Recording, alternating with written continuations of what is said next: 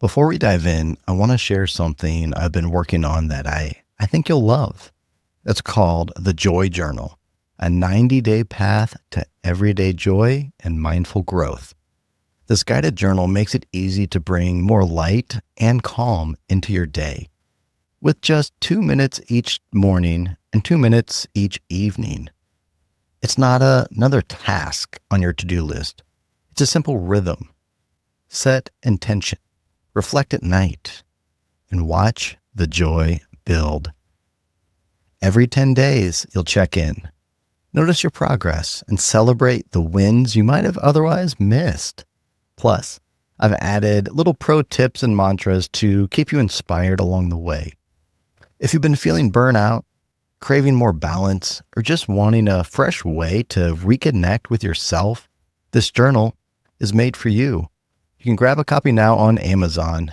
Just search Joy Journal by Dave Closson and start your 90-day journey today. All right, let's get to today's episode. Welcome to Prevention Leaders Podcast with Dave Closson, your source for insights into the world of substance misuse prevention. Each episode, Dave brings you the latest strategies, expert discussions, and real-life success stories designed to empower your work and inspire impactful change.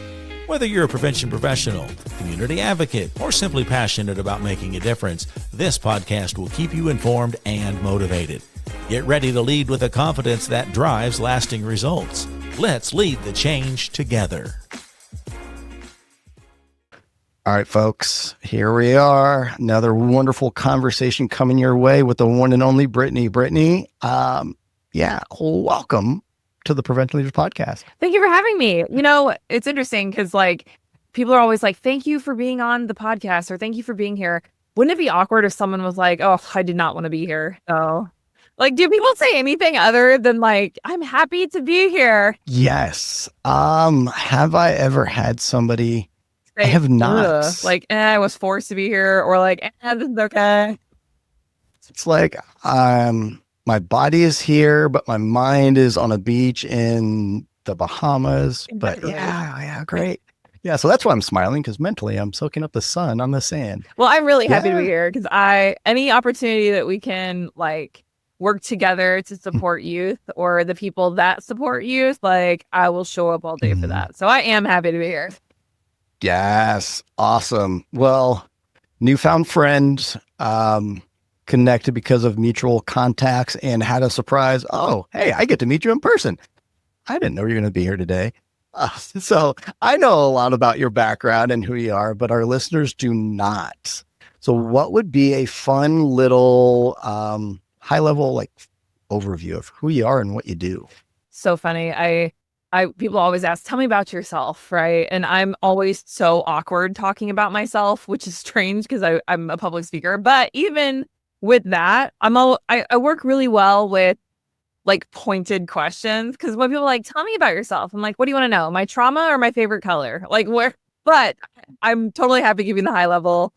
I just want to know, who are you? Who am I? Well, who are you? My name is Brittany Richmond. I am an award-winning teen mental health speaker. I specialize in anxiety and angst, and I am a best-selling author. I'm an aspiring 80s rock star, and that will tell you everything you need to know right there. But I am a cat mom, happily married. I'm a woman of faith. I love to work out. I love coffee. I have a coffee addiction. If I'm not watching Christmas movies, I'm watching 80s movies. If I'm not singing to my 80s hair band, I take life not too seriously, but I take myself seriously. I was a former mental health professional in the school world before I became a professional speaker, and I went into professional speaking because I was like, there's just got to be a better way. There's just got to be a better way to reach more teenagers, be able to share my story, and create that impact and influence that I was really wanting to do. So that's the high level view of me. Yeah. Okay, that's a high level view of who you are. It's a lot to unpack. A little bit about what you do. A little bit. Yeah. Okay, so background working in the school system, saw there was a better way. What were some of the things that you were seeing that made you think there might be a better way? I think a lot of it had to do with the fact that mental health professionals across the board whether you're licensed or not, depending on what you're doing in mental health, are really discouraged in the world of psychology about sharing their own personal experience with their mental health struggles or those in their immediate family. So, but what's ironic because stories create transformation. And I always thought to myself, like, I think we're really missing the mark here. Not that we have to like divulge like all of our, intimate details, because I do believe that you don't have to share everything to be impactful, right? But I do think that I went a little rogue a little bit and started to work with teenagers and share my personal experiences with anxiety and depression, because that's why I went into the field of psychology, was because of my own mental health struggles. And I was, I'm like, what's different? So, understanding and living with severe high functioning anxiety and trichotillomania and other impulse control kind of disorders, it's been very eye opening. So I wanted to affect more teenagers at one time rather than one-on-one, and be able to share my story. So I actually didn't know that you could be a professional speaker back in like 2017, 2018 when I was thinking of it. Because, we have speakers come to the schools, and I remember speakers coming when I was a student, but you don't think to yourself like this is a job, like people get paid to do this. And so I literally Googled one day sitting in my office how to be a professional speaker, and found all these resources and these tools and these programs. And I literally dove in, and I've been very fortunate ever since. And I'm grateful that I've come, crossed paths with people like yourself and other people, other speakers, other people who work with other speakers, or other youth thought leaders is kind of how I, put everybody in there, whether you're an author, a coach, consultant, speaker, any opportunity, like I said, where we're trying to affect change and inspire the younger generation based off of our own like knowledge of, hey, we needed somebody when we were that age. And a gentleman named Rory Vaden said, we're most powerfully positioned to serve the person that we once were. And the reality is that who I was when I needed my message was that high school student. So I do a lot with high school students, some middle school, some college, but mostly high school students. So that's kind of how it all happened. Yeah. Okay. So I'm trying to take mental notes, but the whole being blown up and having a TBI makes it harder to, I'm going to remember that. I should probably write this stuff down. But at some point in our conversation, I would love to talk about those early days of when you said, I want to be a professional speaker. What did that growth? How did you hone your craft? I feel like that could be valuable for our listeners, in that in prevention, most everybody is giving a presentation or leading a training in some manner. So what helped you get better at speaking? So then our listeners could also practice and get better at speaking as well. So that's kind of one topic that really just jumped out at me. The other is storytelling. Oh, are you writing it down? I'm just making a note for myself because you said make notes, and I'm like, I'm going to forget this. Oh my gosh, this is gonna be a great conversation.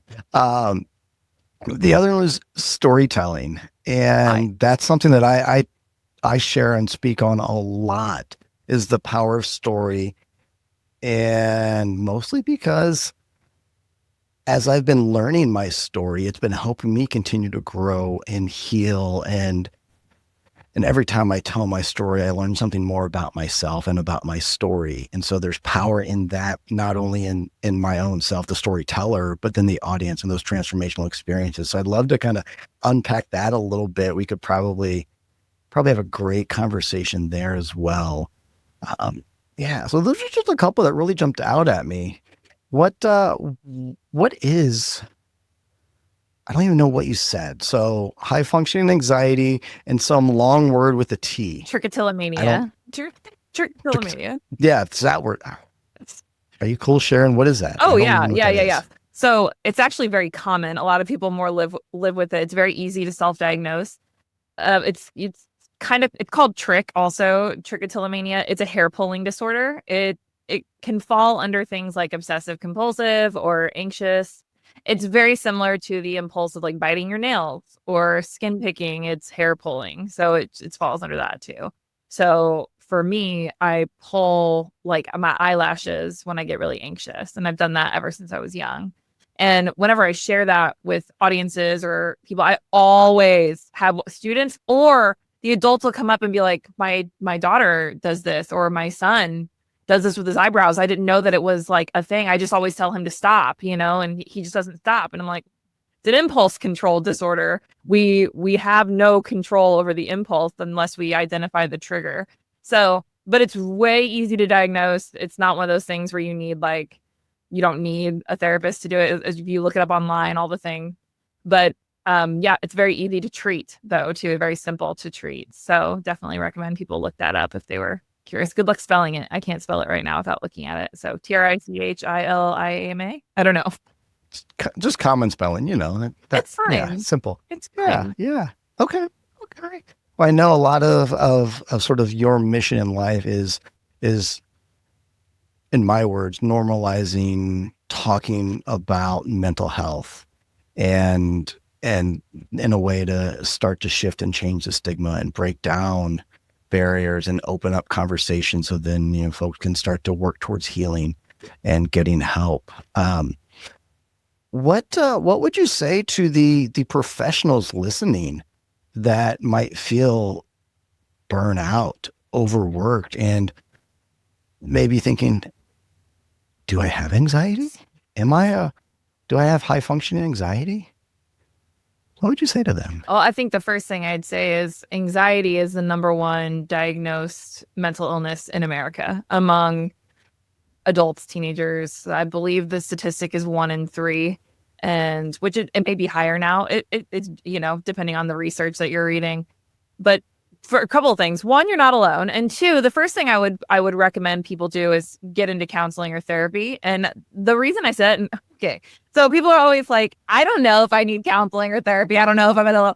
I'm like, well, I would always push back and be like, everybody needs counseling and therapy. Everybody needs. Yes. So yes. It's not a matter. And honestly, the best time to go to counseling or therapy is when you're well, is when you're feeling great, is when life is good, because you want to be equipped with the tools and the resources for when life happens, because it does to all of us. You're better equipped to deal with those emotions when they come up. And we want to be on the offense, not the defense, is what I tell people. So I think the old kind of mentality that we're trying to get away from is, oh my gosh, you're in therapy, you must be crazy, or something must be wrong with your marriage, or something, like all of these like negative. But that's what we're trying to get away from, is we actually want to go when we feel good. So when things happen, then we know how to handle them when they come up. That goes in your marriage, your relationships, your professional life. All the people at the top have therapists, coaches, business it's just a thing. And I would just highly recommend that you lean into it and try it, give it a shot. But something else I would say too is it's just like any other relationship with a therapist. Sometimes that first relationship doesn't work out. Does that mean that you give up on dating? No, I want to challenge you to date your therapist. And I mean that in a sense of like, if it's not the right fit for you, move on, try a different one. That's just a process that people are just going to have to, because a lot of times people will go and they'll be like, oh, didn't like my therapist, so I quit counseling. It's like, well, did you try somebody else? So I always recommend BetterHelp.com. I am not affiliated with them in any way, but I love BetterHelp.com for a few reasons. It's virtual counseling and therapy. They're all licensed professional therapists. It does take insurance, which is really nice, but it gives you the opportunity to say, oh, that's not the right therapist. Well, next time I'm going to try someone else. And you can pick a male, female. You can pick if you want them to have a religious background. You can pick your actual issue that you feel like you're struggling with. There's so many things that you can bypass versus like going to an in-person therapist. So I definitely recommend BetterHelp.com. But I think one of the main things too to tell people who are feeling such a way is to learn to talk about how you feel. That's what I specialize in, is conversation and connection, because most of the time when we're struggling, whether it's with burnout, anxiety, depression, grief, whatever it is, when we're really struggling and we're in the thick of it, it's because we're isolated. We feel mentally and emotionally and sometimes physically isolated. And that's where those struggles really thrive, is in isolation. And the more we talk about how we feel, the less power it has over us. So if we can start to regain that power back through conversation and connection, and whether that's with therapy, whether that's with friends, family, whoever it may be, like I'm sure we've all had certain situations in our life where we've talked about something and we instantly felt this like weight lifted off our shoulders. Think of that all the time, like consistently, like when things start to build up, if you have the tools to verbally talk about how you feel, you can create that sense of relief more consistently. But the isolation, and our mind will play tricks on us to keep us in isolation because it doesn't want you to have the power. So we'll start to tell you things like, oh, no one's going to understand how you feel, or you're going to burden people with your problems, or people are going to judge you because your life looks great. So the last thing they want to hear from you is to complain about your life. It's going to start saying all these things to keep you isolated because it knows once you start opening your mouth and talking about how you feel, you're going to start to get that sense of control back. Because that's the thing too, is these things make us feel out of control, but we're actually more in control than we realize. So that was a lot of rambling. Well, let me see if I was able to grab and hold on to a couple things there. One being sort of therapy. And I was one of those that I had a bad experience with my first therapist. Sure. And it was, how many, I don't do math in my head, but I'm trying right now. So you might see smoke coming out of my ears, but that was like circa 2017. Okay.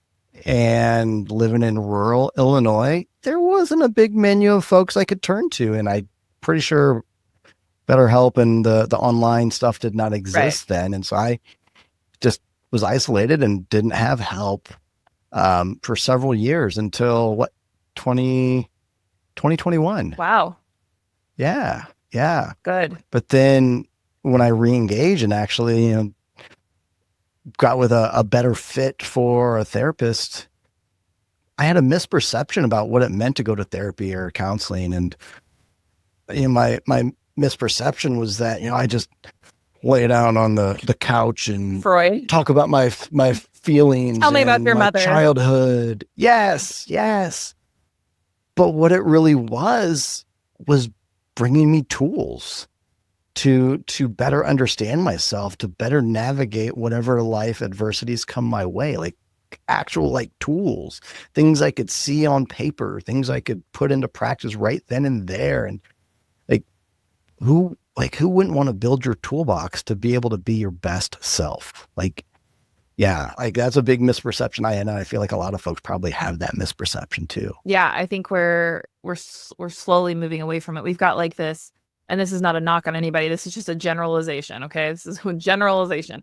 But we have the older generation that was just not a thing, right? Like the stigma is very much alive and well in that generation. Rub some dirt in it, you'll be fine. We don't talk about our feeling. That's the older generation. Again, generalization. Nobody come for me. And then we had that sandwich generation, which is my generation, which half of our life was rub some dirt in it, fall, get back up, suck it up. And then you have the other half of my life where it's talk about how you feel. Therapy is good. So we're kind of that middle. And then you have the younger generation that is very much go to therapy, go to therapy, go to therapy. Oh my God. And so we're kind of in that nice little transition. But it is a lack of understanding and knowledge of what therapy is. Like I said, you think of counseling and therapy, you think you're crazy. We don't do that. Oh my goodness. Don't do that. People are going to think you're crazy. Something's wrong with you. And it's no, actually I'm doing well because I go to therapy. So it's just a matter of once people get out there and try it and they start to see that it's not Freud sitting on the couch talking about your mom the whole time, right? It's not the process. It can be very enlightening. It's just like going to a fitness class if people want to do well physically, or be getting a business coach because you want to do well in your business. Who wouldn't want to do well mentally and emotionally? So it's the same concept essentially.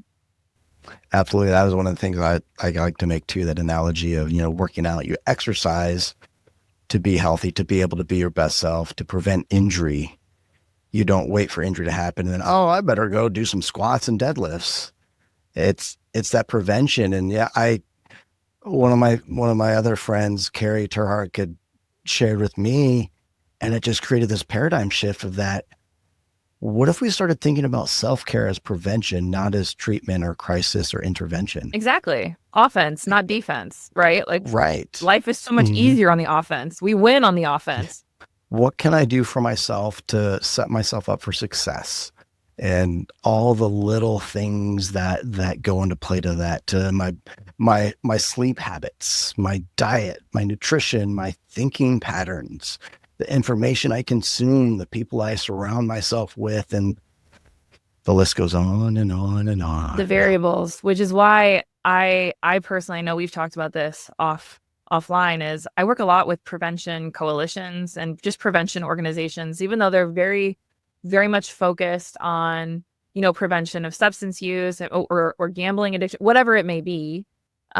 They're starting to recognize over the last few years, I've had them tell me this, these are their words, not mine. We're recognizing how much mental health plays a role in this, which is why they see value in working with mental health professionals like myself. And it's because, people typically, especially young people who are more susceptible to engaging in these types of behaviors or substance use, we could say statistically, we could look at the data and say, are they mentally and emotionally well at the time of experimenting with these things? What's going on in their life that makes them lean into, we all have those stereotypical things. I mean, I love the Breakfast Club, right?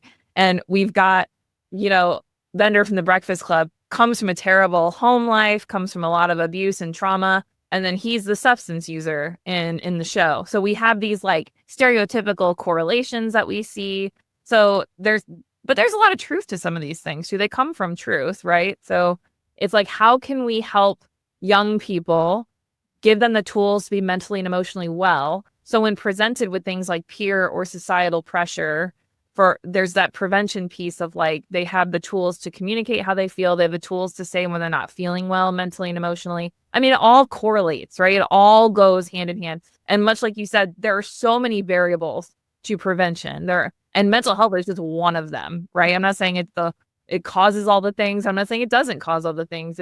There are so many variables that are affecting young people, both in the pro and con list on their behavior today. So it's like, how can we add that layered piece? And I think my personal view is conversation and connection can help with a lot of these variables. Like if we can talk about things instead of keeping them in, we can probably see change, be able to affect change and inspire them on a different level. So that's just my view. Let's talk about emotions. Okay. And so I'm reflecting back to when I re-engaged with therapy and I was doing the VA's trauma recovery program. Okay. And my therapist, she's like, hey, do you have Disney Plus, like the streaming platform? I was like, yes. Why do you ask? Like, you want my password? Okay. Like, what are you? Right? It's like, there's this movie that I think you should watch. Your daughter's a little too young, but you should watch it. It's called Inside Out. Oh, yeah. The emotion. And it talks about the emotions. Like, oh, okay. So I did. I watched it. I checked it. I haven't watched the second one. Oh, you should. But because it's on my list. It's on my list. But sweet little baby Eleanor kind of gets to pick what we watch most of the time. But that's because emotions was such a big area that I had to do work in, because I first had to let myself feel or have emotions. I would, because of my trauma, try to keep them all locked up and control them. And I'm not supposed to feel stuff. I'm supposed to be tough because, I'm a man and I'm an army guy. And so I had to let myself feel emotions. Then I had to learn to actually understand what those feel like. What does this mean? This thing that I feel like over here in my gut, what is that? And so once I was able to, better understand them, then I had to learn how to talk about them. And I'm still learning that one. That's like a never ending process there. But like, that was kind of like what my path was like. So what thoughts, advice do you have when it comes to like emotions? Well, again, I think the first. I know you like point. I know you like pointed questions, and I like open-ended questions. So many directions we could go with this. But I mean, the first thing that pops into my head is just understanding that we all feel these emotions, right? Like nobody can go through life and say, no one has ever felt this way. It is totally unique to me. It's like, no, it's not unique to you. And I say that with love. And I also say that to give people comfort too. And I tell teenagers this too. I'm like, look, who you are as a person is unique, but what we go through, what we feel, not unique. Like it's just not. There are so many people that can relate and feel and understand you on a huge level. But I would say one of the things, I guess, when I think of that question, I think of, oh, gosh, it's so open-ended. It's like I'm starting to have anxiety. I can narrow the focus if you want me to. I think that one of the things I get asked the most about emotions is like, how do I start to talk about how I feel? How do I talk about that emotion? That's probably the most like real, like most often question I hear around emotion. It's on your FAQ page. It is probably on the FAQ. Yeah. But Yeah. to me, it's like, well, a lot of people have a hard time describing the emotion. And I know in counseling and therapy, we really like descriptions, like describe the emotion, describe how you feel. And I don't know. I feel that's exactly. Imagine a teenager. I don't know. Like I get that. I don't know. Like all the time. And I'm always like, my favorite thing to tell people is draw it out. Like draw a physical representation of this emotion. And I have seen teenagers draw things like stick figures with like, they'll be like, I feel like there's someone, this was a real thing. It always stood out to me because the picture was so funny. It was a stick figure with like a fork in her hand. And then she was like poking another stick figure with the fork. And she's like, the fork is poking me. She's like, that's what it feels like in my ribs. Like, I feel like when I'm stressed, there's a fork poking me in the ribs. And I'm like, that's excellent. Like that's an excellent physical description. And then we can start to unpack that and get them to understand where that feeling coming from, what that means for them. So I really like, even if you're by yourself, is drawing what that feels like, because it's much like making a list. When we have like a huge list in our head and we get very overwhelmed, if we actually write it down and put it on paper, we feel a sense of relief. We see it. It's out of our head. We have physically written it down, and we're better able to say, okay, I can tackle this now. The same is true about emotion. If we can actually put it on paper and draw it, we can almost see it from an outsider's perspective and be like, this is what's happening to me. This person is poking me in the ribs with a fork. Like, how can I combat that on a better level? It's almost like we're taking it out of our head, right? We're taking it out of our body and putting it in front of us and saying, okay. Some counselors and therapists will have you rename things, give ownership to these types of things, so you can start to address them from an outside perspective, which can be very helpful too. So in terms of emotion, I would say start to try to identify that emotion. And if you can't verbally do it other than, I don't know, like the classic teenager, then I would say draw it, make a physical representation, and just be very honest with the drawing too. Don't hold back and just put all the emotion into the drawing. It's going to be very helpful. It's a very therapeutic thing. Couple responses to that. Please. One being, if you're here in my home office podcast studio multi-purpose room that I am in right now, I could show you that on my computer desktop, I have a feelings wheel PDF saved. Oh, right. It's right here because I needed to be able to name my emotions. And that's my frame of reference where I can go to, and just starting at the center, like picking sort of that core emotion, but then working out towards the outer. There's words on there that I didn't know what they were. But once I learned what they were, I was like, oh, you know what? That's kind of more what I'm actually feeling. So it helped give me language to name them. So once you name it, then you can tame it. But then also it helped me deepen my understanding of them too. Then I was able to actually communicate and talk about them more. Yes. Just a PDF document. But think about that. That's still an outsider's perspective. Like you're still looking at it, like you're not internalizing it. It's almost like an external kind of conversation with yourself. And as far as like understanding, like I love the wheel because one of the common misunderstood emotions is anger. And because a lot of people think that is like anger is an emotion. Well, it's actually a secondary emotion, which means it comes from another emotion, comes from the feeling of like fear, stress, overwhelm, or anxiety. So when we actually peel it apart, it's like, you're actually not super angry. There's something else going on underneath that we need to discover. So it's stuff like that, where that external feeling, like, especially think about, oh gosh, just the idea of like the emotion wheel, or drawing how you feel, or the ink blot test. There's all kinds of different things that are designed to get you out of your body and examining things from like an outsider's perspective, which is just amazing. It's so amazing. The perspective, the simple tools that can change your paradigm. And sometimes I'll joke and say, oh, I talk better in pictures. 100%. Same. Because exactly, like, I don't know how to say it, but here, look at this picture and see those things. Like, yeah, that's it. Yeah. Yeah. And I Exactly. say it jokingly, but it's actually You're like, no, kind of, that's me. joking serious. Yeah. Yeah. Okay. Okay. Well, fun little story. I'd be interested to catch your take on it. And this is my own story in that I went to a prescriber. So when I first said, "Hey, VA, I want to re-engage and I want some therapy," it was like a 3 or 4 month wait. And so, like, hey, let's meet with one of our prescribers, and we'll, see if medication is a good fit for you. So I met, and she was basing, and this is just the system as it is right now. She was basing whether she would prescribe me pharmaceuticals or not based upon my vocabulary and my understanding of my own emotions. Mm. And I'm a combat veteran that at the time I don't know how to articulate what I feel. And so what it came down to, like, well, I don't feel like joy or like happiness. I just kind of feel like meh, bah humbug. And so, you need more serotonin. You need to be on an SSRI. I don't know, do I? Mm. So put me on Lexapro, made life worse. Oh, let's switch it to Zoloft.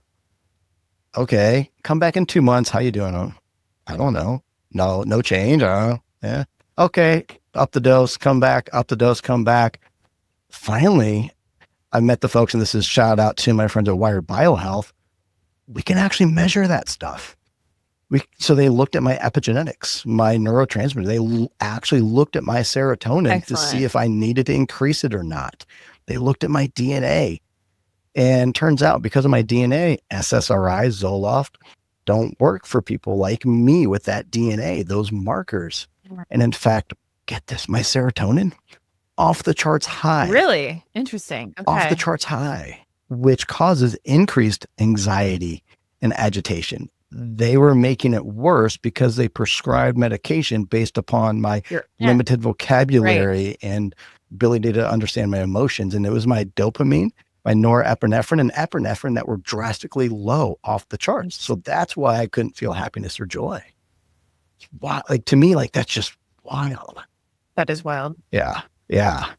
But the science is there. We can look at that. Like, that just, yeah. Yeah.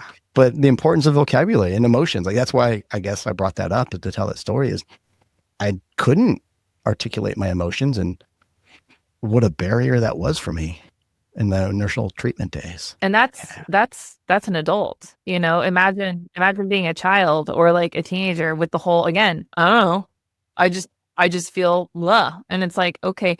And I love that kind of testing because it's very specific. And if that was just like the standard that before any sort of medication that can alter brain chemicals, brain activity, these heavy medications, even for the very severe mental illnesses, these medications that are very intense. And it's like, if we could just make it standard that before you went on these types of medications, they had to examine the DNA, all the different chemicals that are going on in here, that would be great. And it's again, no one come for me. Okay. This is just me. Okay. This is just me. This is my view and all the things. Do I think we're over medicating our youth? I don't know. I don't have the data. I don't know. I can tell you that the data shows that our youth are extremely anxious, more so than any other time in the history of ever, at least that we've studied. And we've seen an increase in anxiety, depression, suicide ideation, suicide. We've seen an increase in self-harm. We've seen an increase in comparing yourself to other people, just drastic increases over the last decade. So do I think we're over medicating? I'm unsure. I'm unsure. Some people are very anti-medication. Some people are very for medication. I believe medication is a bridge for things like anxiety and depression. And what I mean by that is, I don't believe they're long-term solutions. I don't think they're meant to be long-term solutions. I think they are, because all they do is treat symptoms, right? The counseling and the therapy treat the trigger. So if we can't do both at the same time, we're actually not helping ourselves by understanding why we're behaving this way or what we can do to make life easier for ourselves. What are our triggers? The medication is there to help the symptom while we're trying to discover the things that are actually making us anxious, depressed, and all these things. It's like, we can just get to those points, because that's something that's very beneficial in my life, living with the anxiety that I have, is I'm very self-aware at this point in my life, being almost 40, but when I was a teenager, I was not. Looking back, I can tell you, oh, that was definitely a trigger. Da, da, da, da. But that's just because of counseling and therapy and understanding. And now I know these things. So I either actively avoid the trigger if it's not healthy, right? But if it is something that's healthy, like being social, like that's very hard for me sometimes, but I recognize that being social is actually very good for a human being, right? So it's like, well, I can go, but I just won't stay the whole time. Like understanding these things about ourselves so I don't have to live on these types of medications. Now, in full transparency, I do take medication when it becomes very severe, like when there are bouts of very severe, like physically debilitating anxiety, which very fortunate only happens a couple times a year, but it still happens because it's something that I live with. You don't cure it, you live with it and manage it, right? But I think that that's the ownership piece that I like to work with young people, even like just encouraging adults too. There is an ownership piece behind our mental and emotional health. As we oftentimes like to, again, generalization, don't come for me. We like to blame environments, we like to blame other people. Like I am this way because of XYZ and I can't help it. It's like that lack of control feeling is designed to keep you isolated. We do have fast outlets and things about ourselves that we are in control over. Like we are in control over identifying our triggers. We can do the things that are healthy and that serve us to make our life easier, right? My anxiety is nobody else's problem but my own. And what I mean by that is I do not want other people to alter their life to make mine more comfortable. Like it is my job to understand what causes me stress and anxiety and do what I can to alleviate it for myself, right? Like, and that's a very empowering thing. And that should feel empowering, right? I write about this in my book. Like this is designed to help show you are in more control than you realize. You are in control of not 100% of everything. Like I can't control that my brain is just this way. But my God, I'm in control of the things that I can do that are healthy and that serve me in this process. And I'm going to do those things so I feel well and stay well. And yeah, so wow, I went off on a tangent, but you talked about accountability, and yes, that's actually something that I have a couple trainings, workshops, and presentations on. I feel like when we say the word accountability, a generalization, don't come for me, to steal that from you, but we have this negative response to it. Yeah. Oh, that means you're going to like get me in trouble if I don't do what I'm supposed to do. And accountability is not that. It's like you were saying, it's about empowerment. Yeah. It's about ownership. Dr. Bruce Gordon in the 90s, I believe it was, brought about the accountability ladder. And it's sort of split. The lower rungs of the ladder are more about that victim mindset, making excuses, blaming others, hopeless. But as you move up the rungs of the ladder, you break out of that victim mindset to that ownership and solutions focused. What can we do about it kind of thing? And it's empowering. It's powerful. Accountability is a good thing, y'all. Yeah. And I understand how it gets a negative. Like, I mean, when I think of accountability, I think of reality TV, like bad, trashy reality TV. Like, let me tell you why. And this is why for me, it has a negative, because every reality show you watch, like these terrible ones, they're like, take accountability, tell them you messed up. Like, it's like, you're a liar and a terrible human, take accountability. I'm like, every time I hear the word accountability, I'm going to like freak out. Like, so I understand that it has this negative connotation, but I think accountability is, like you said, it's action oriented, in my opinion. To me, it's not about sitting in a circle and divulging your darkest secrets. Like, I don't need to know everything about you. You don't need to, you know what I mean? Like, we are allowed to not say certain things about ourselves out loud, right? You can do that. That's okay. But I think it's, how are you behaving in your actions? Like, we can say we're taking accountability. We can say we're taking ownership. We can say we're working to be better. But do our actions show that? Again, not perfection, but movement forward. 1% better every day is what I tell people, like 1% better every day. And I want to encourage the audience too, when we hear things like this, like both of these like lanes are hard to do. It is hard to stay in a place of self-pity, victim mindset. It's hard to blame. It is hard to feel that way every single day because I have felt it with my mental health. I have felt the whole why are things so easy for you but so hard for me? Like, why, me, blah, blah, blah. It's hard to live there. It's also hard to say, you know what? I'm going to pick myself up and I'm going to do the things every day that make me feel well. I'm going to work out. I'm going to be physically healthy. I'm going to eat well. I'm going to do the things that are a little uncomfortable to help me grow. I'm going to do therapy and counseling and medication. Both of these paths are hard to do. You just have to choose which hard you want to lean into. I mean, they're both hard to do, right? So, and I think it's easy to look at people who are doing well. And I think that's where we get that whole like, oh, things are just so easy for them. Look at how good they have it. Look at their life. It's like, well, hold on. Like, this is hard to do and hard to maintain. And but that's just all about perception, right? It's all about perspective. So, but I want to encourage people to choose their hard. So, Yes, choose your hard. You're empowered to do it. And I like how you brought up storytelling to begin with. And that's kind of where I want to go next. And that when you talk sort of emotions, you shared sort of your approaches, some ideas that we can start to use to really ground and grow there. But you hinted at your story, your teenage years, the message that you needed then in that era of your life. And then you sort of touched on sort of your professional life and where you're at now. And so I'm curious, how does your story show up in the work you do now, whether it be your book or your speaking?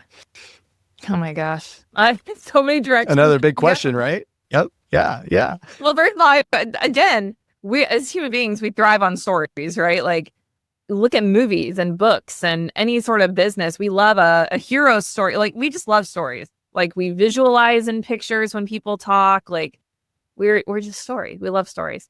And I think it's really cool when we can connect with the story and see ourselves in it.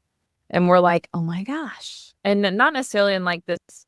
Again, some stories are amazing, right? You climb to the top of a mountain, you got stuck there, you had to chew your own arm off to get out 6 days later, and then like you're alive. Like, that's an amazing story. I can't fully relate to the story because I have not experienced that, but I love stories like that. The stories that have really molded me were the ones that were touchable. And what I mean by that is, like, I may not have experienced exactly the same thing, but I am so closely connected to that story that I see myself moving within it. And I think, at least in the years I've been doing this, and testing things and understanding where that connection is really at with young people. And I've done these talks with adults also. And it's actually very interesting that I get almost the same responses from adults that are like, I put myself in your position when I was a teenager. So the story doesn't have to occur at this point in your life, right? For you to be able to connect stories with other people. But I think that the power and connection has just been something that I have just seen, and not just in myself, but other people who work with youth. When you can create that connection, it builds trust, it builds respect, and it breaks down a barrier, which, again, if I'm all about conversation and connection, it's like, how can we break down that barrier? And even with the little bitty things like about my story, and I always bring this up because it's just so true. Even how I dress when I go out and speak. The first time I ever went out and spoke, years ago, I wore a suit, I put on high heels, I did my hair all up. I was like, this is what a professional, quote unquote, looks like, right? This is the perception of. I immediately lost them. I created a barrier between. And I wasn't myself. There was no authenticity in my behavior or how I was acting. I don't wear high heels. I don't own a pair. I don't know. Like, absolutely not. That was the one and only time that happened. And then afterwards, it was like, I'm not trying to dress or be a teenager. I'm trying to be myself, right? And there's so much authenticity with that in your storytelling as well. How you show up physically, whether you're in front of an audience or one-on-one with your friends in business, how you show up does tell a lot about your ability to connect with stories. And the story that you're telling right now is sitting down and having a conversation. Am I trusting this person? Can I see their authenticity? Again, it doesn't mean you know everything about me. When I say you, I mean anybody, right? Like, there are certain aspects of our lives there are certain aspects of my story I will never tell because it's not relevant. It's not necessary. The story that I want to tell is the one that I can elicit an emotional response. I can get them to trust me. And I know that they see themselves in this story. And the other cool part about storytelling is telling stories that are not your own, with permission, obviously. But I think when you can tell stories that aren't just your own and kind of layer it, I think there's a lot of power in that too. But stories create transformation. You and I have talked about this, and we had a great conversation on the podcast that we both were on too. That's kind of like my general thoughts. Like, you stories, but with points, right? The stories have to be rooted in the points that you're making. Like, is this the point that I'm making, right? Will this story really drive home this point? And then that point will be more likely to be executed on because the story has that social proof, right? So yeah, I think gosh, I could go on about the different, again, these open-ended questions. I'm going a lot of different directions. Feel free to reel it in for me. Well, there's a method to my madness. I believe that. But I too had a similar transformation as far as how I dress and how I show up in spaces. I work in higher ed in the prevention space, academic field. I'm not a PhD, but I'm expected, work alongside them and very proper. And so early on, yeah, dress slacks, button downs, all that, my whole shebang. And I felt like I was putting on a face. 100%. I was not authentically me. I felt like I was like, oh, I'll just fake it till I make it kind of thing. And I was being fake, and I never really settled into my true self and wholehearted living. And as I've grown and healed, both as an individual and grown professionally, I can now show up to spaces wearing a t-shirt that says "Overcome Together, Prevention is Better Together, Choose Kindness." What a difference a Dave could make. My Dave shirts. That's Garrett. But I was at the United Nations in Vienna, Austria, rocking my "Prevention is Better Together" t-shirt with global leaders from around the world. And it was acceptable. It was just fine because I was myself and I was able to bring forward my full value as well. And yeah, folks still took me credible. And hey, if they didn't, guess what? I don't want to work with those people. 100%. Okay, whatever. 100%. Oh my gosh. Could you imagine? I'm not trying to blend in. I want to stand out, and not in an obnoxious way, but because I'm being myself, right? Like, and sometimes that might come off as obnoxious, but that's okay. But I think too, like, a lot of times people will say things, I don't know if you ever got this, but they'll be like, "Oh my gosh, I wish I had your confidence." Like, that's always like the thing I hear. It's like, "Oh my gosh, your confidence." How you said it. You show up in rooms. Listen, I walk in, but it's not like, for me, I'm always like, it's not confidence. It's acceptance. I have accepted that this is me. And if someone else doesn't accept it, I'm okay with that. So if that's confidence, that's fine. But I think it's not confidence, it's acceptance. And I don't think you can become confident until you've accepted that this is who you are authentically. And I always hated that saying, "Fake it till you make it." Like, what a dumb saying. Like, honestly, it's like, fake it till you make it. Like, nothing else sounds like, oh my goodness. Like, that just sounds like something I don't want to be. I'm not trying to fake it. Listen, I will do something and not know what I'm doing, and then try it and execute and test, but I'm not going to fake anything about how I show up or what I say or what I do. So for me, wholehearted living, authenticity, and this is my own personal, is that it's more about self-love, loving myself enough to be true to me and not be fake to me, and not put Davey in the corner. Nobody puts baby in the corner. Nobody puts Davey in the corner. I had to make an 80s movie reference for you, but appreciate. But it's about loving myself enough to be true to me, to not be fake. And fun fact too, along that self-love, my computer wallpaper, it's a motivational space. It's a canvas. Ooh. And so right now my wallpaper says, "Judge me less, love me more." And it's for me. So I judge myself less and I love myself more. Just love. I love that. We judge ourselves so daggone hard. I will tell you, like, on a very personal note, and I wonder if anybody can relate to this. A couple of years ago, I was going through it's so interesting. Like, you heal from so many things, right? And then you have a setback and you're like, was I ever really healed from it? And then So for me personally, at the end of 2023, I mean, I was just melting down mentally and emotionally. I was reverting back to old patterns. I was hurting myself. I hurt other people. I was just, and and when you're in the thick of it, you don't really notice it. You're like, I'm fine. Like things are good. Like you almost have this like trying to convince yourself that like things are fine. And I will tell you, it even before that, but like seeing like those behaviors and things from myself in 2023, which were unacceptable, not good, and I take full ownership of the things I've done. It's like, man, like there's still so much progress to be made. And praise God, I don't know if anybody here is a believer, but it's only by the grace of God that I can actually keep doing what I'm doing. And again, his grace is totally undeserving, but I'm so grateful that I have it. And I get to work through a lot of these things on my own and use them and use those emotions of healing and helping other people. And I'm grateful for that. I'm not so grateful for the shame and the guilt and things that we carry every day. But man, helping other people set it down helps me like just constantly see that we're all not alone in this. And I think that's one of the powerful things. And I'm not trying to toot my own horn, so please don't think that. But I think that's one of the things I'm really good at. It's a God-given gift for me is to tell these young people, like, I am not healed from this. I am in the thick of it with you. And I make a point to say that everywhere I go, and I'm getting emotional about it. And I think that's one of the reasons I connect so hard with other people is because I'm not up there saying I'm done or I'm healed and things are all good.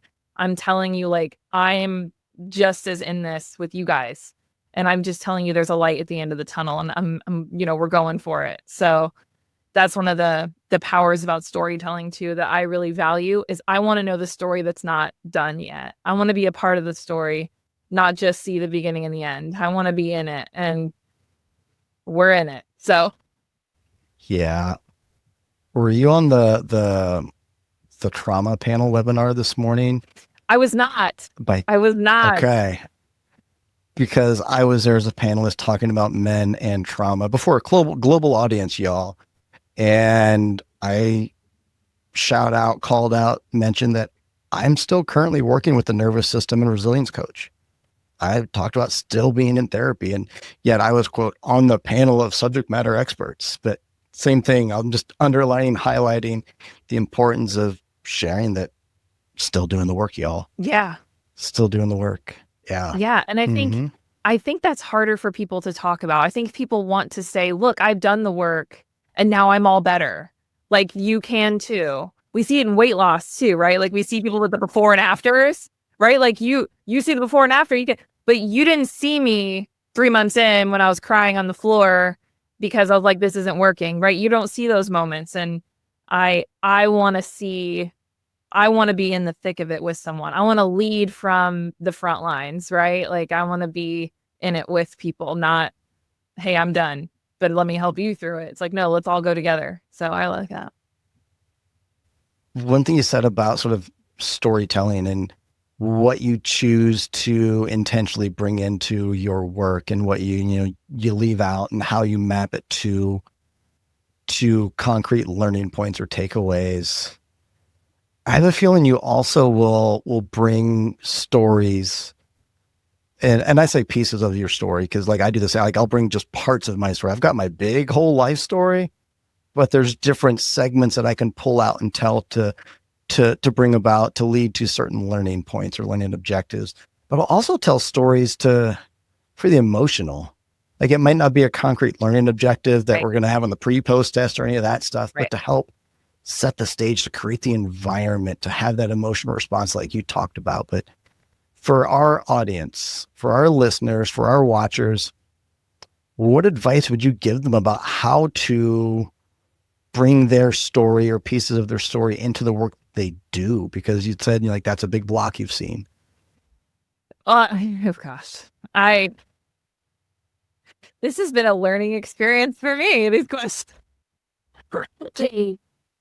I love it. No, it's good because I'm like, the anxious mind is like, say this, say this, say that. That's like all these different things. And I'm like, okay, calm down. Let's just focus in.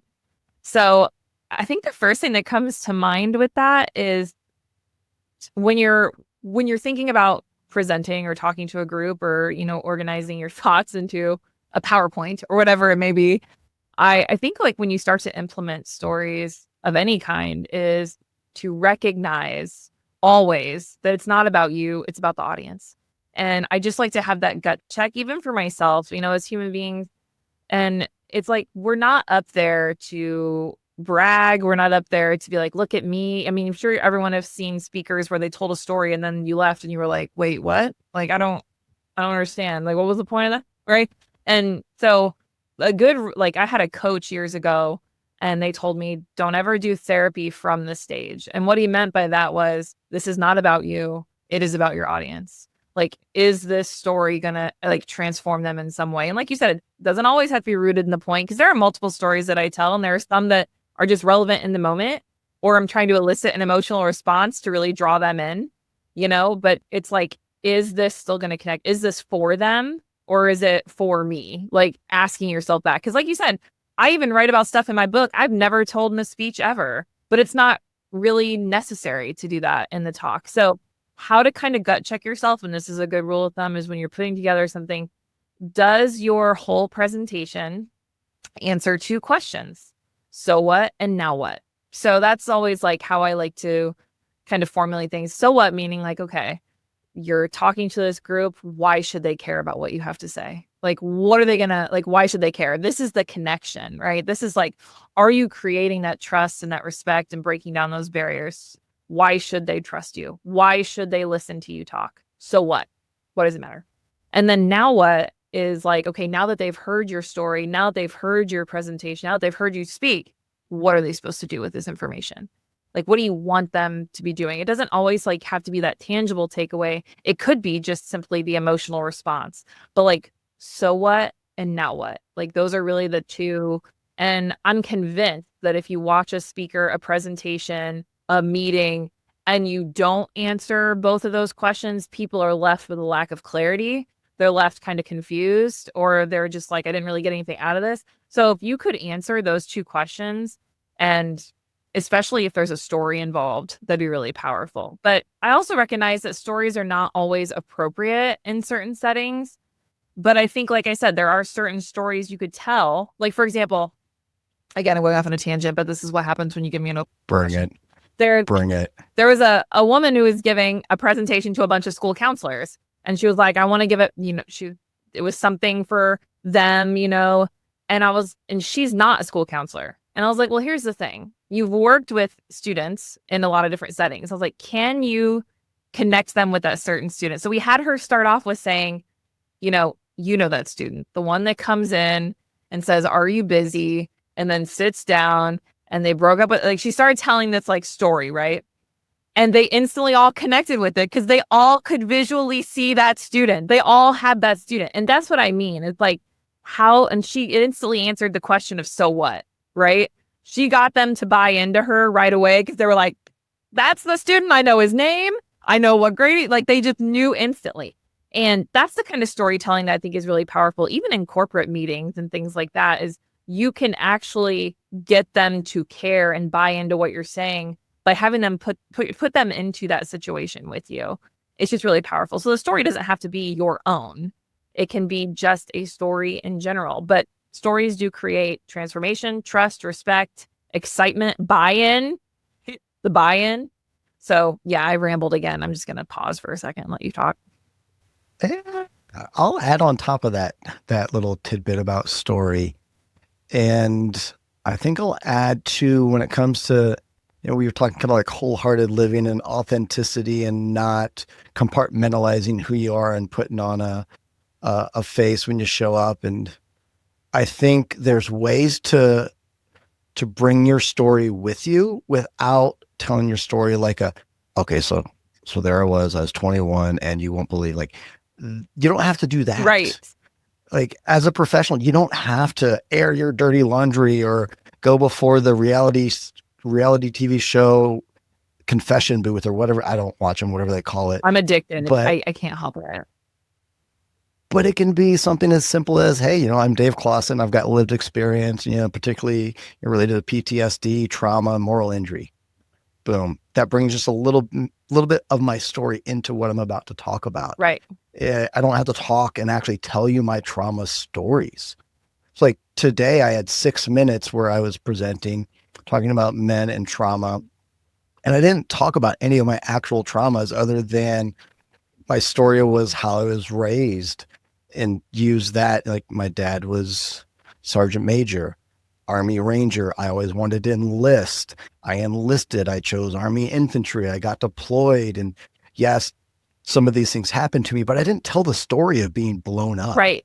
I didn't tell the story of being a sniper. I said I was blown up. I said I was a sniper. I said I led 180 combat patrols, but that's it. I didn't talk about the nitty gritty details of that story, but it was enough to drive home the learning point, that switch, that paradigm shift that I was wanting to communicate to for them to experience. So, like, you can tell your story without going into the nitty gritty details and telling your story as clear as mud, right? 100%. 100%. And that is also, like, I hear a lot of people say, well, I've never been through anything, or like, I don't have a story. I hear that a lot too. I don't have a story. And I'm like, oh, bet. Like, let me tell you.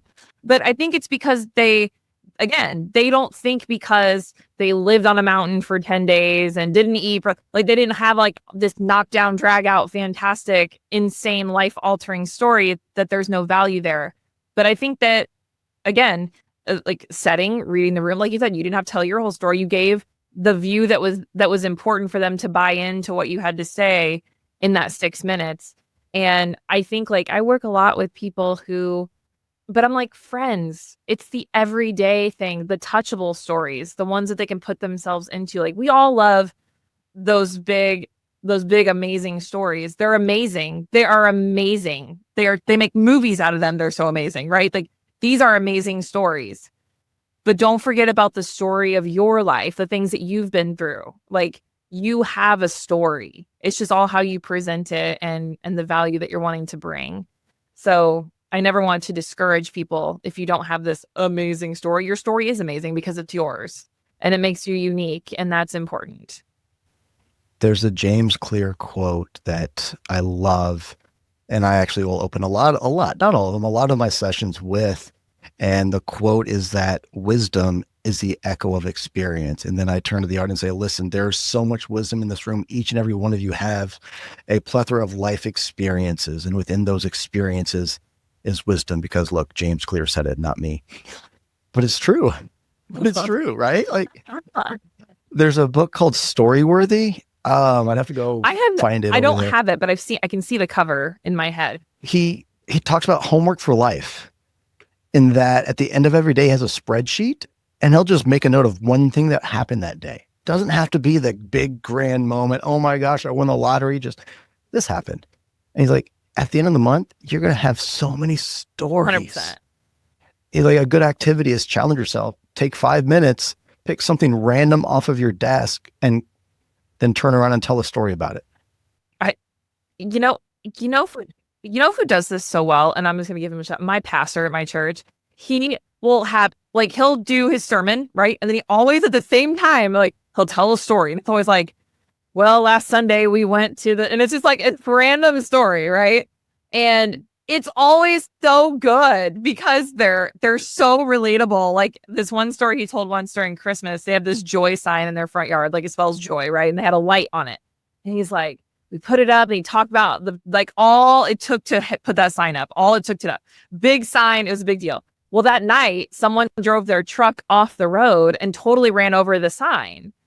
And then it really rooted his point about how we put so much effort into certain things, and then in the midst of chaos, they can be destroyed. So, like, think about that. What a really interesting, like, visual story to still root his point. And I was like, but you are absolutely correct. I call it story dumping, which is essentially the same. It's like, whenever something happens in my life that I'm like, oh my gosh, that'd be really good to, like, I always write it down or I make a note of it, because you're absolutely correct. We go through things every single day, or see things, or things make us laugh, or like the funny memes or something. It doesn't matter what it is.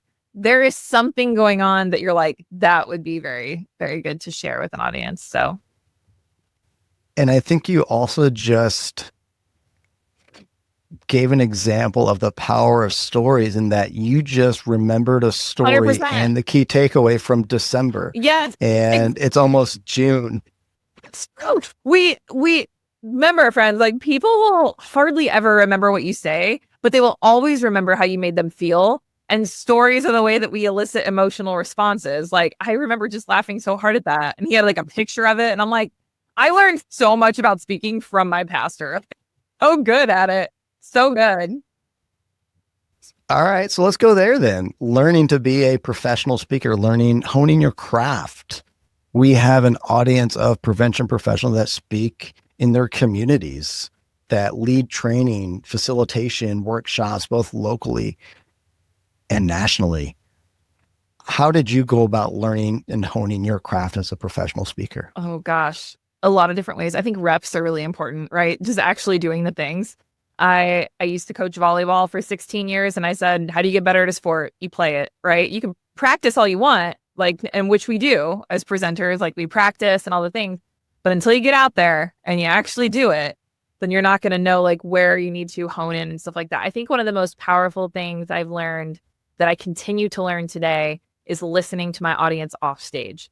I think we get so, and again, general statement, we get very married to like our content. We get very like, this is it, putting it all together. I worked so hard on this, but there may or may not be parts that your audience really connected with, right? So you have to be not open to throw everything at the kitchen sink, right? And like change everything. But I give the same keynote now that I did 6 years ago, but it looks different, but it's the same, right? It's the same message, but wow, day one versus today, and all of it comes in from honing and listening to my audience. What conversations am I consistently having with people afterwards? Like, what are the questions they're consistently asking? And I remember there was one point a few years in, I had a lot of teenagers at a lot of events say, how did you, start to really talk about your anxiety? And my thing has always been conversation and connection, but it wasn't emphasized in my talk early on. And I kept hearing that. And I'm like, I need to do just that. I was doing multiple points, right? I had like 4 points to becoming an overcomer. And that's what I did. Now I just do one. And it is all around conversation and connection. And that adjustment just totally was amazing. And I still talk about the other things, right? But not in my big keynote or anything, not in my big school assembly. Those are more like my breakout session things, right? That's what's really interesting. So I would definitely say listen to the conversations you're having afterwards. I get very leery about feedback. The feedback that I want comes from other presenters, if I'm being honest. And that's who I would encourage presenters to ask for feedback from, and be very specific about your feedback too. Don't just say like, if Dave, you jump at an event, yeah, hi, I would love your feedback. I'd be like, well, what do you want to know exactly? Because I may give you feedback that you're not asking for, right? Like maybe you like the way you do it, but for me, it's not my thing. So I always say have 1 to 3 things that you're like, I want you to look for the outro. Is the outro really solid? Do you think I really nailed that point? Or do you think I should do more engagement in the beginning? Be very specific about the feedback that you're looking for. Do not take presentation feedback from audience members, because at the end of the day, they're not the presenter. They didn't prepare. So if someone came up to you and said, whatever the feedback would be, I would not listen to that, because a lot of people will listen and be like, well, I need to redo the entire speech. It's like, no. Like, you're going to have the outliers that do love it like so much that you're the best presenter they've ever seen. And people that are like, this was the worst thing I've ever seen in my life. You're going to have those outliers. So I'm very leery about any sort of feedback like that about the presentation specifically. I like more audience members to comment about the content. Like, was the content beneficial for what you feel like you're experiencing? Things like that. So just be mindful about the type of, don't let it get to your head, essentially is what I'm saying. Because I think we get very protective, because what we do is very personal. We talk about, like what's something we're passionate about in prevention. We're sharing stories. And then when we hear negative feedback, we're like, oh my God, they hate me. I'm the worst person ever. No, oh my God, it's like, calm down, right? Like it's going to be okay.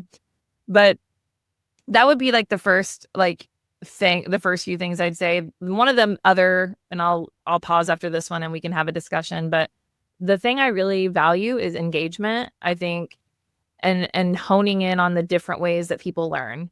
So anytime you can use a photo instead of words on a screen and say the words, I think that's beneficial.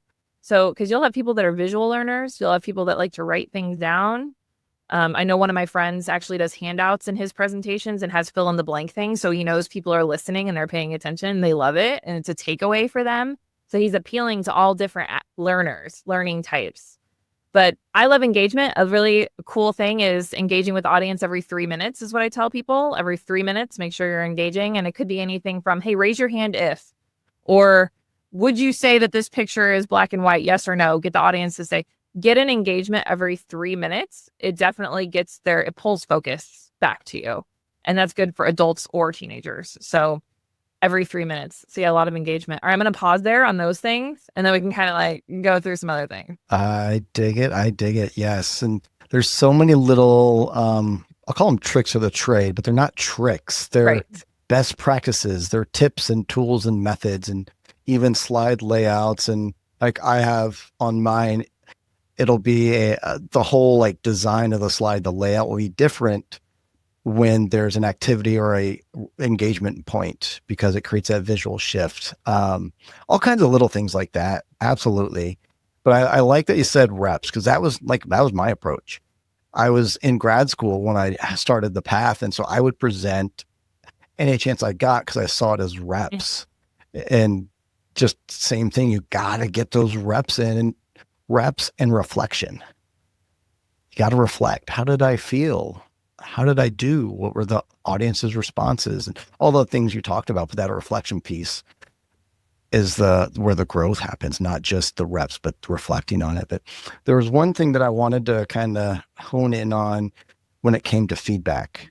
I fell into looking at the evals. Oh my gosh, there's that one person that gave me a 0 and everybody else is 4s and 5s. Oh my. No, we all do that though. Right? Like that's the thing. But I'm to the point now, like same thing. I want feedback based upon what did you think about X, Y, or Z, or 1, 2, and 3. Mm-hmm. But I also want to be able to have a conversation about it with that individual. That's the thing about just the evals or the surveys. I can't talk to them about it. I'm like, oh, tell me more. Like, exactly. Can you explain that a little bit? Or like, can I share like my initial thoughts behind why I did what I did and see what you think there? So I want to encourage folks, have a conversation with folks, but also watch you don't get defensive in those conversations.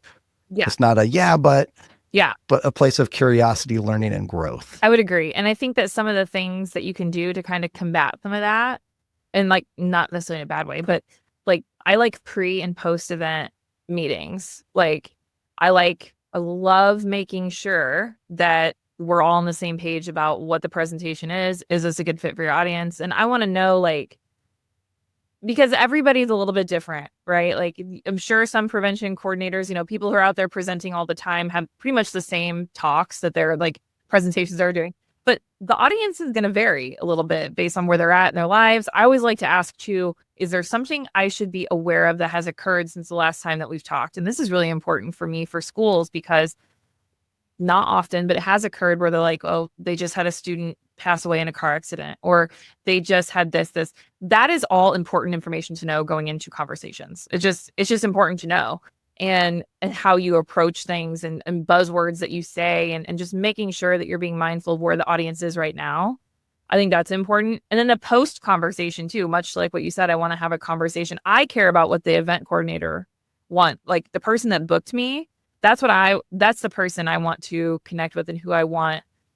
And I'm going to ask the questions, right? I'm not just going to say, okay, give me all of your feedback. That's not what's going to happen. It's going to say, how did you like the presentation style? Like, do you think your audience connected with this message? Like, I'm going to ask questions that are the feedback that I'm looking for, right? Like the feedback that I'm wanting. Again, if I'm wanting to become a better presenter or a better speaker, I'm going to contact speakers in the area. I'm going to contact my coach and say, please attend to this event. These are the things I need help with. That's the very intentional feedback on being a presenter that I want. And one of the reasons too that like we get those, like we go to events and you get the feedback forms and they're like, we'll email it to you in a couple weeks and you get it. I don't open those anymore, friends. I don't care to get those. They send them anyway. I just delete them instantly because of what you said. I am somebody who will hyperfixate on the one person out of 500 people. And I'm like, oh my God, I'm the worst speaker. You know what I mean? We always focus on the negative. It just is a fact. But I think, and more times than not, I did this once, and this is when I stopped. It was an event in Orlando. They sent me the feedback, all great feedback, so grateful. There was this one person who totally attacked my character. They attacked my personality. They attacked what I wore that day. I mean, they just totally just berated me and gave me a 0 and said, you should never invite someone like this, I believe were their exact words. And I was just like, okay. And I carried that around for a very long time. And I was like, there's something wrong with me, even though you have the proof that you do good work. Like, did I show up and give 100% of what I was meant to do that day? Absolutely, I did. But this person is making me feel small and like I wasn't doing my job, but I was. But that's why I don't like that kind of feedback. I don't think it's necessary to give. I don't do feedback. Every time I'm consulting with speakers and helping them grow their business, I actually discourage the end of the QR code, fill out this form and give me your feedback. But I will tell you, if you do those things, it's really difficult. When was the last time you gave a negative review online on Yelp or something? It takes a lot of effort to give a negative review. Typically, if people are going to leave a review, it's going to be a positive one. So, and so just be mindful of that. And maybe if you want that kind of feedback, that's fine. But I don't want people to be married to it. I think the intentional feedback you should look for is growing the craft, because this is a skill as a presenter. It's a skill to present. It's not just getting up there and clicking through a slide, right? Like, you're actually trying to engage and get people excited and move through this content in the best way possible for your audience. And I think when we're working on the skill, it's important to consult with the people who also are who work on the skill also for what you're looking for, because you're unique. How you present is going to be unique. So be yourself, be absolutely 100% yourself. And that won't be for everybody. And you're going to get feedback on that, and it's going to hurt. But you just have to understand that you're not looking for that kind of feedback. That's not the feedback that you want. Was this helpful for you? Yes or no? Like, stop attacking my character, So again, I'm on a rant, but I will stop. Yeah. Well, so conversation connection, your thing. And I kind of looked at the clock and holy moly, we're almost out of time. Oh my gosh. Sorry. Wow. Now, like, time flies when you're having amazing conversations. And the beauty of conversation too, actually, Dr. Jeff Linkenbach, friend of mine, says you can never have the same conversation twice. It's like a river, always flowing. Every time you step in that river, it's just a little bit different. I love that. We could log in the same time tomorrow and say, well, let's talk about the same things. Completely different conversation. 100%. Completely different. And I frame my presentations as a conversation. Like, hey, we're just going to have a conversation. And so all of my presentations may be the same learning objectives, learning points, topics, themes, some same stories. They're all going to have that little bit different feel, energy, and vibe, because it's a conversation. Yes. It will never be exactly the same each time. I agree. And I've had some people push back where they're like, I can't believe you memorize your talks. I could never do that. I like to be spontaneous. And I'm like, well, because I know my content and I do have it memorized, it allows me to be able to be spontaneous, because I can get back on track very easily. And like you said, every audience is going to have its different quirks, vibes, energy, and you're going to feed off that, and you're going to make jokes, and you're going to, oh my gosh, it's going to be good. But you're going to know, because of reps, that you're like, I can do that confidently and not miss beat. So. Yep. And I love those big open-ended questions. This wasn't by intent or design, but it just naturally happened, I think, because of just my personality. What I tend to ask folks, and I'm going to ask you it, I just know it's just an instinct when we hit end record. I'm like, hey, how you feeling? How'd that feel?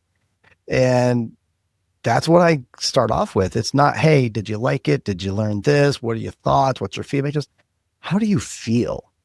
And what I have found is some folks will go the more emotive response. That was inspiring. Oh, I feel great, or whatever it may be. Or, oh, I'm really, man, you really got me thinking.